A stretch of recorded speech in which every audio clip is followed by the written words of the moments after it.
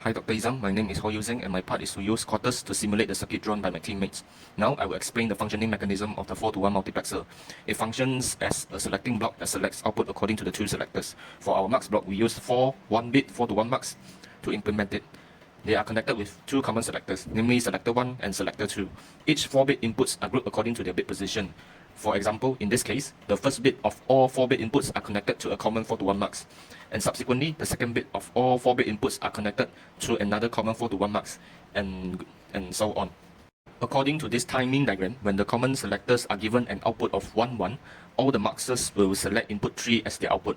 As you can see from the timing diagram, the 4-bit output will give an output of 1, 1, 0 as our output.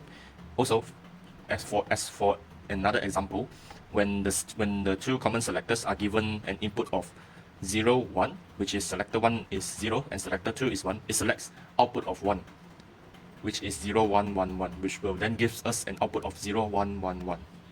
Hi Sir Izam, my name is Yu Fan from Group DS3. In this project, I will explain for the function and circuit design for the adder and subtractor block.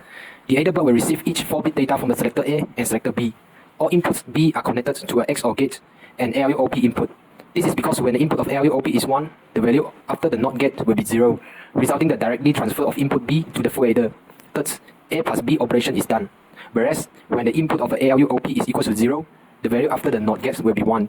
From the characteristic of the XOR gate, B bar is input to the full adder. The full adder will then perform the operation A plus B bar plus 1, which is also equals to A minus B in the binary.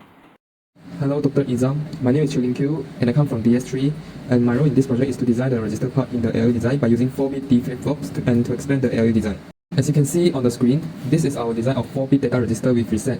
The mechanism of the design is the input will be stored in registers until the clock signals are activated, then produce the outputs, and if the reset signal is activated, no matter what the inputs and clock signals are, the outputs will become 0.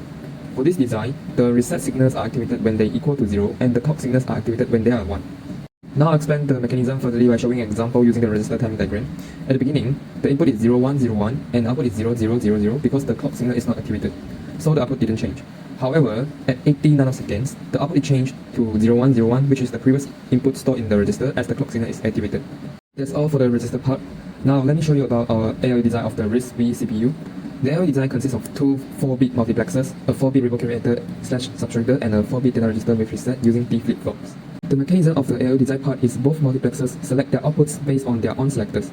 Then the outputs from both multiplexers become the inputs for the ripple carrier adder and subtractor to perform addition or subtraction based on the value of ALU underlying OP. Eventually, the output from the ripple carrier adder become the input for the 4-bit data register with reset, and the register produces the final output. Let me show an example using timing diagram to demonstrate the mechanism of our ALU design. Now, we'll explain the mechanism from 3 rising edges of the clock signals as the final output is determined by register that design using D flip-flops.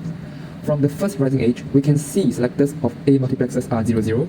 Therefore, A multiplexer selected A0 input as its output, which is 1100. The selectors for B multiplexer are also 00. Hence, the B multiplexer selected the B0 input as its output, which is 0010. Due to the value of ALU's underlying OP is 0, thus subtraction is performed to get the output 1010. Our reset signal is activated when it equals to 0, but at this moment, it is 1, hence it will not be activated to clear the output, so we obtain the final output is 1010, and output will remain the same until the next rising edge. Now let us see about the second rising edge. We found that at second rising edge, the selectors of A multiplexer and B multiplexer are both 00. Thus they will select their first inputs, which are A0 and B0. A0 is 1111 and B0 is 1001.